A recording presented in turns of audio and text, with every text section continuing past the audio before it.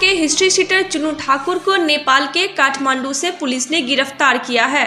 वह पुलिस को 23 साल से चकमा दे रहा था। आखिरकार चुन्नू ठाकुर को बिहार एसटीएफ की टीम ने दबोच ही लिया। उसे काठमांडू से बिहार लाया जा रहा है। बताया गया कि चुन्नू ठाकुर को वर्ष 2001 में शहर के काजी मोहम्मदपुर थाने के गन्नीपुर इलाके से दरभंगा के तत्कालीन डीएसपी दिलनवाज अहमद ने गिरफ्तार किया था। जेल से छूटने के बाद उसे दोबारा पकड़ने के लिए पुलिस जाल बिछाती रही, लेकिन पिछले 23 साल से वह कभी पुलिस के हत्थे नहीं चढ़ा।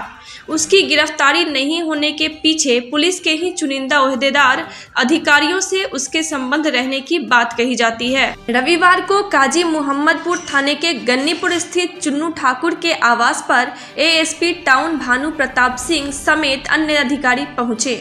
उसके घर की तलाशी ली गई। घर के बाहर पुलिस का पहरा लगाया गया ताकि कोई घर में बाहर से अंदर नहीं जा सके। बताया जा रहा है कि चुन्नू ठाकुर की गिरफ्तारी बिहार एसटीएफ की टीम ने की है।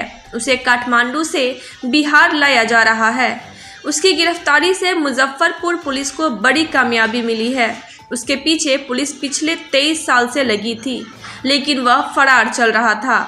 बताया गया कि वर्ष 2019 में बैरिया बस स्टैंड में वर्चस्व की लड़ाई में स्टैंड इंचार्ज कुंदन सिंह की हत्या के बाद से वह फरार चल रहा था। बिहार एसटीएफ की टीम, बगहा पुलिस की स्पेशल टीम और मुजफ्फरपुर पुलिस की टीम का एक ज्वाइंट ऑपरेशन था जो नेपाल रक्सौल बॉर्डर के पास पे हुआ है और जिले के टॉप 10 और कुख्यात अपराध कर्मी चुन्नू ठाकुर उर्फ राकेश कुमार की गिरफ्तारी की गई है आज सुबह और इनको गिरफ्तार करके यहाँ लाया गया है और इनके पास से काफ़ी सामान बरामद हुए हैं, जिसकी एक लंबी सीजर लिस्ट है जो मैं आप लोगों को दे दूंगा, जिसमें कुछ पैसे हैं, बैग हैं, 5 मोबाइल फ़ोन हैं और कुछ ज्वेलरी आइटम है जो उन्होंने पहना हुआ था। चुन्नू ठाकुर उर्फ राकेश कुमार का एक लंबा आपराधिक इतिहास है। कुल 32 केस इनके ऊपर हैं और जिसमें से लगभग 4 केस में अभी हम लोगों के पास में वांछित हैं और जो हम लोगों के अन्य सीमावर्ती जिले हैं वहाँ भी कई केस में वांछित हैं, जिसकी सूचना हम लोग अभी संग्रहित कर रहे हैं। आज दिन भर की लंबी पूछताछ के उपरांत इनके घर पर भी एक डिटेल सर्च किया गया है, जिसमें एएसपी टाउन और डीएसपी साइबर जो महिला पदाधिकारी हैं उनकी टीम थी और इस पूरे सर्च के दौरान उनके घर से भी बहुत सारे एटीएम कार्ड्स हैं, डेबिट कार्ड्स हैं, यूनियन बैंक के पासबुक हैं, चेक बुक्स हैं, काफ़ी ब्लैंक चेक्स हैं, कई लोगों के प्रॉपर्टी के डॉक्यूमेंट्स हैं जो दूसरे लोगों के नाम से, कई सारे बसेस के चालान हैं और कई सारे बसों का हिसाब है, जिससे प्रथम दृष्टया ऐसा लगता है कि वो शायद जो है लेवी या रंगदारी के रूप में पैसा रहा होगा।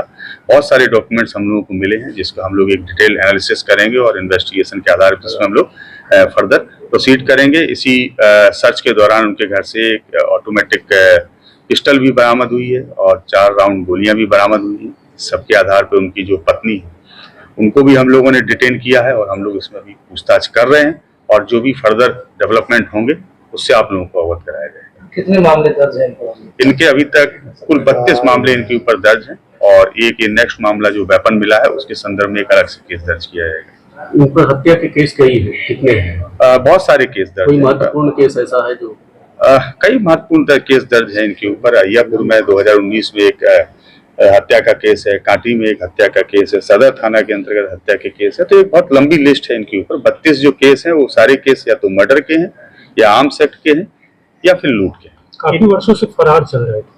हाँ, ये वर्ष 2015 में 16 जुलाई 2015 को वैशाली के सदर थाने से जेल भेजे गए थे, जिसमें लगभग 1 वर्ष तक जेल में रहे थे। उसके बाद से लगातार फरार थे जब जमात में लौट के आए और उस दौरान इन्होंने 2017 से लेकर और अभी तक काफी घटनाओं को अंजाम दिया है और पिछले कई वर्षों में ये लगातार बिहार में जब से शराबबंदी हुई है तो मद्य निषेध से संबंधित जो कांड है उनकी भी उन कांडों में भी इनकी संलिप्तता कई बार प्रकाश में आती रही है।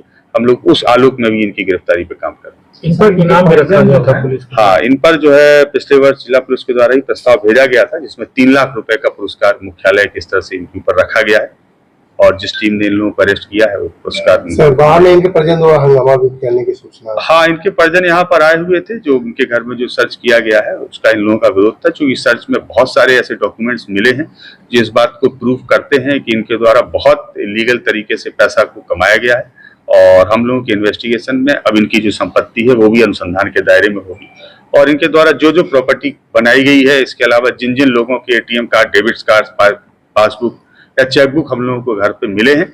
अब हम सब उन सब के ऊपर भी अपना अनुसंधान करेंगे। प्रॉपर्टी कब्जा वगैरह का भी शिकायत काफी मिल रही थी। अब कई प्रॉपर्टी के डॉक्यूमेंट्स मिले हैं, तो अब लेटर अनुसंधान में पता लगेगा कि वो प्रॉपर्टी के डॉक्यूमेंट्स किनके हैं और कैसे इनके घर पर आए और किस उद्देश्य से वो डॉक्यूमेंट्स इनको दिए गए। तो यही रखा जाएगा या बाहर भेजा जाएगा जी? नहीं, अभी तो इनको यही माननीय न्यायालय में अग्रसारित किया जाएगा और उसके बाद में फिर हम लोग डिसीजन लेंगे। चूंकि ये गोपनीय प्रक्रिया है, इसलिए इसको डिस्क्लोज करना उचित नहीं है।